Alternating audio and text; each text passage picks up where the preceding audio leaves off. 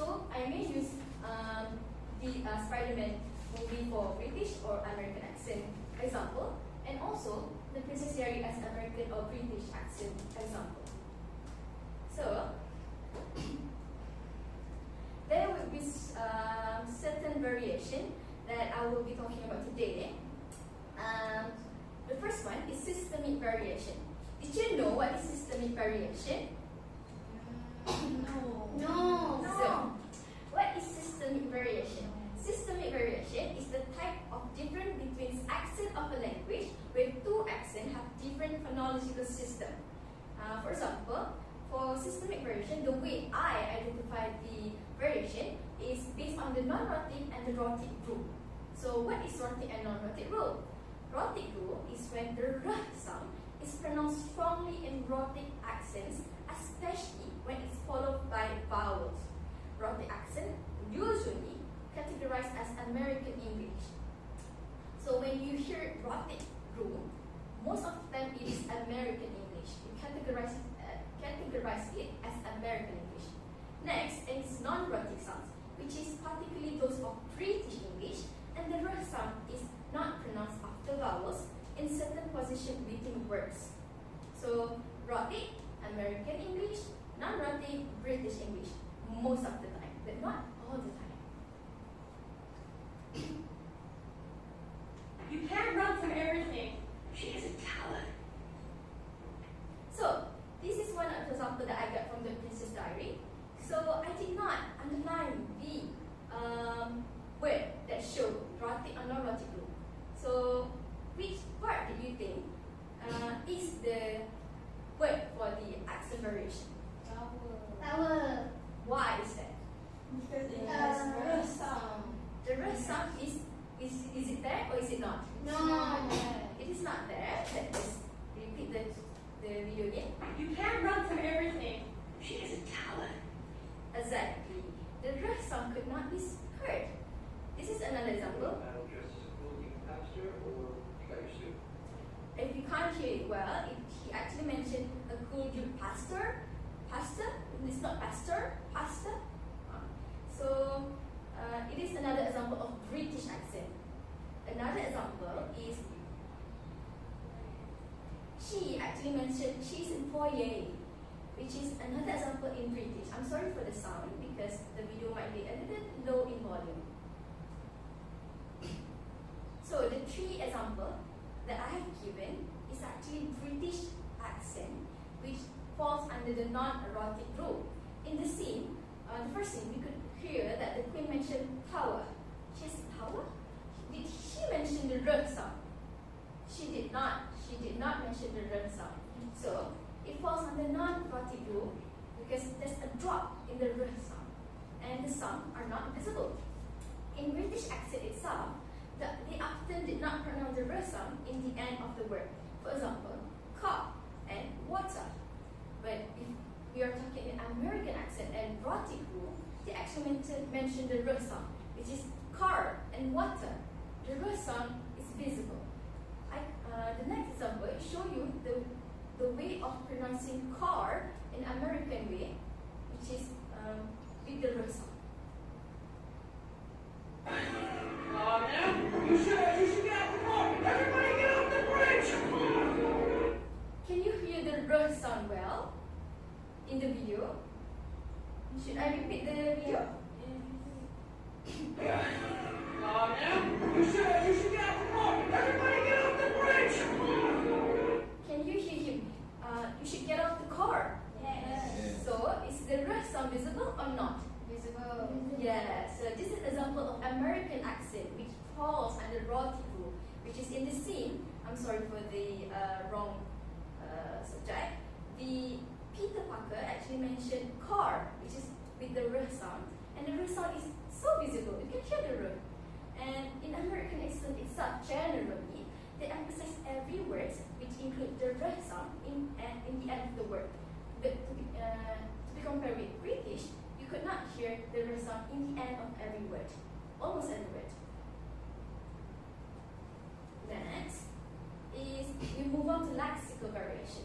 So what is lexical variation? Lexical variation is different words and phrases that object. For instance, candy floss and cotton candy, and chips and fries. So, lexical variation could happen due to the accent difference. Some milk and cookies in my room, Olivia. Yes, ma'am. So the Queen mentioned cookies in this video. So actually, in British and American, they have different way of pronouncing the same thing. So, for example, in American, they pronounce cookies, pronounce it as cookies. Meanwhile, in British, they are pronounced it as biscuits.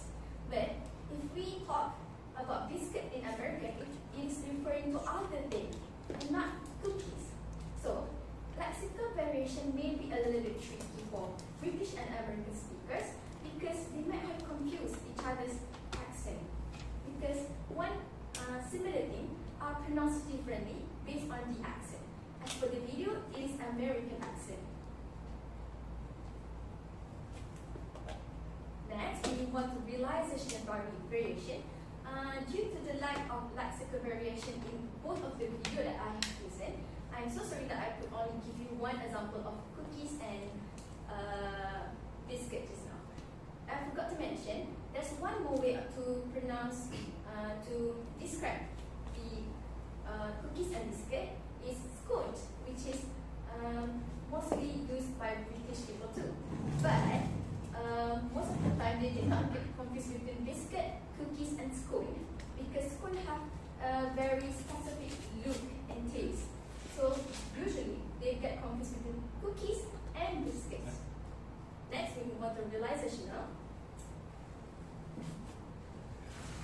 What is realizational variation? Realizational variation is how phonics are being articulated. Phonics have different allophones and different in pronunciation and accent that arise due to regional, social, cultural factors. It is the same word but pronounced differently. Here's an example. Hey, ask him if this is like a tree monster or like a scientist that turned into a tree. Is it? So, in this video, which accent do you think he speaks based on the as that he used? American. American or British? Someone seems confused. Should we replay the video? Yeah. Hey, ask him if this is like a tree monster or like a scientist that turned into a tree.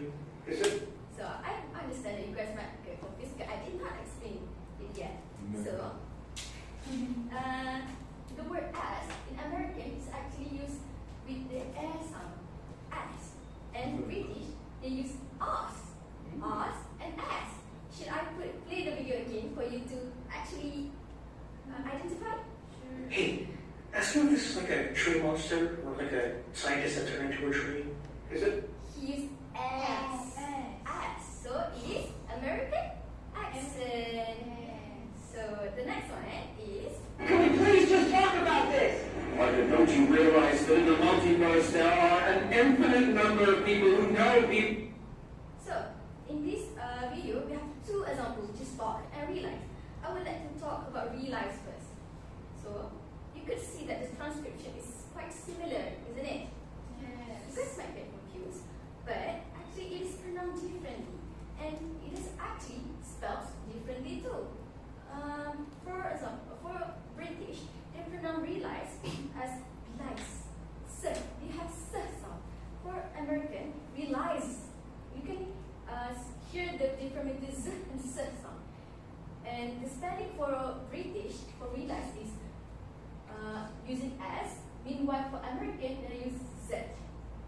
So in that video, they use American accent because he emphasized the z. Don't you realize? So that is why I identify it as American accent in the video. Have to come. I also didn't know that you could talk. But if you stay here, you're gonna have to deal with the wizard. So just now, I also underlined the word talk, and this time I also underlined the word talk. It's because I have found two videos that use the word talk, and the second video sounds more clear of the way he pronounced it. So he actually pronounced it in American accent. He said talk very clearly and very emphasizing every word. So we could see that he actually used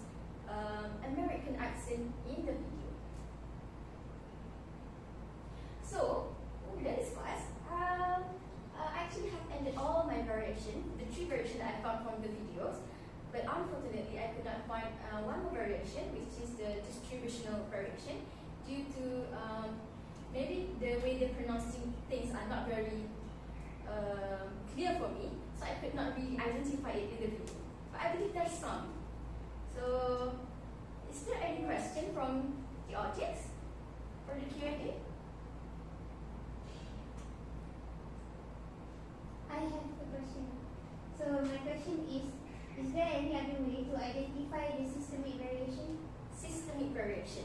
Should we go back to the slide where I talk about systemic variation? Yes. So, the one that I have talked about in systemic variation is about the non-rhotic and rhotic group, correct? Yes. Yes.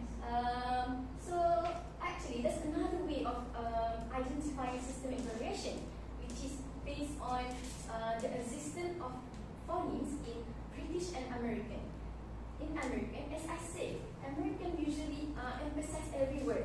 So, phonemes in American are much larger in British actually.